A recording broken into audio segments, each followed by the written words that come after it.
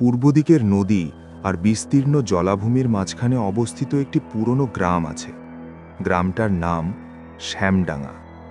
দিনের বেলায় এই গ্রামটা দেখলে কারোর মনেই হবে না যে এখানে কোনো ভয় লুকিয়ে আছে। চারদিকে সবুজ ধান ক্ষেত, কাঁচা রাস্তা, মাটির বাড়ি আর গাছপালার সারি। সকালে মোরগ ডাকে, বিকেলে গরু ফেরে, আর সন্ধ্যায় চায়ের দোকানে গল্প জমে। সব কিছুই একদম স্বাভাবিক। কিন্তু সূর্য ডোবার সঙ্গে সঙ্গেই শ্যামডাঙ্গা বদলে যেতে শুরু করে। ধীরে ধীরে কুয়াশা নামতে থাকে, রাস্তাগুলো ফাঁকা হয়ে যায়। গাছের ছায়াগুলো তখন আর ছায়া বলে মনে হয় না, মনে হয় কেউ যেন দাঁড়িয়ে আছে নীরবে তাকিয়ে। এই গ্রামে একটা কথা সবাই জানে, রাত হলে অকারণে বাইরে থাকা ঠিক নয়। আজ সন্ধ্যায় বটতলার মাচার উপর বসে গল্প করছিল দুই বন্ধু, শিবম মণ্ডল আর রঞ্জিত দাস। শিবম শহরে পড়াশোনা করে ফিরেছে। সে যুক্তিবাদী, আধুনিক চিন্তাধারার। গ্রামের ভয়ের গল্প সে বিশ্বাস করে না।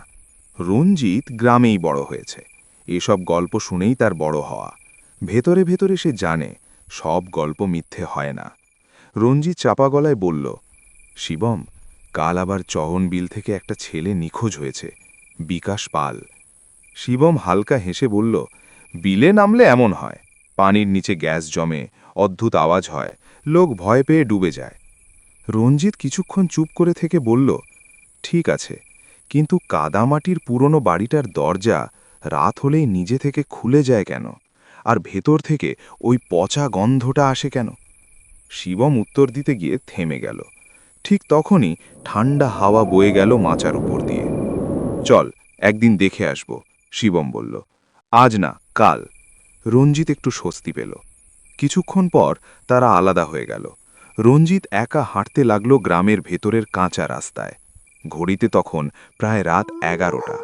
চারপাশে নিস্তব্ধতা, দূরে কুকুরের ডাক, মাঝে মাঝে শিয়ালের চিৎকার। যে রাস্তা দিয়ে সে যাচ্ছিল তার পাশে ছিল পশ্চিম পাড়ার বাঁশঝাড়। এই বাঁশঝাড় নিয়ে গ্রামে অনেক কথা আছে। বলা হয় এখানে রাতে কান্নার শব্দ শোনা যায়, আর কখনো কখনো ডানা ঝাপটানোর মতো আওয়াজ। রঞ্জিত নিজেকে বোঝাতে লাগলো এসব কুসংস্কার। ঠিক তখনই সে থমকে দাঁড়ালো।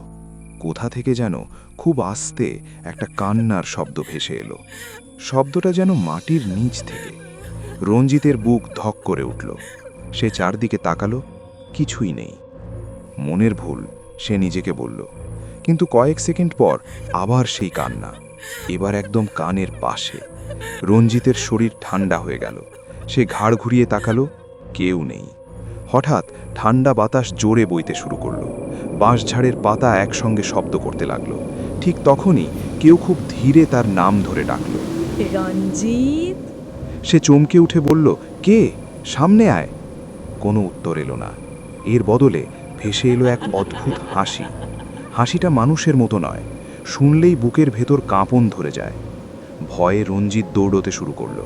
কিন্তু কিছু দূর যাওয়ার পর সে বুঝতে পারল এই রাস্তা তার বাড়ির দিকে যাচ্ছে না। সে এসে দাঁড়ালো চরণ বিলের ধারে।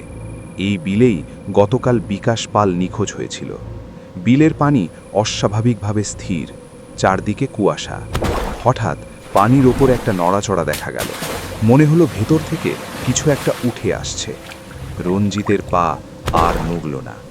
হঠাৎ আবার সেই ডাক, রঞ্জিত। তার চোখের সামনে সব অন্ধকার হয়ে এলো। পরদিন সকালে গ্রামের মানুষ চরণবিলের ধারে রঞ্জিতের নিথর দেহ খুঁজে পেল। শরীরে কোনো আঘাতের চিহ্ন ছিল না, কিন্তু তার মুখে ভয় এমনভাবে জমেছিল যেন সে মৃত্যুর আগ মুহূর্তে কিছু ভয়ঙ্কর দেখেছিল। গ্রামের বৃদ্ধ হরিপদ বাগদি শুধু একটাই কথা বলেছিলেন, শ্যামডাঙ্গায় কিছু আছে যারা নাম ধরে ডাকে, আর একবার যদি সেই ডাক শোনা যায় তাহলে আর কেউ ফিরে আসে না। আজও শ্যামডাঙ্গায় সূর্য ডোবার আগেই সবাই ঘরে ঢুকে পড়ে, কারণ তারা জানে এই গ্রামে রাত মানেই অদেখা কিছুর ডাক।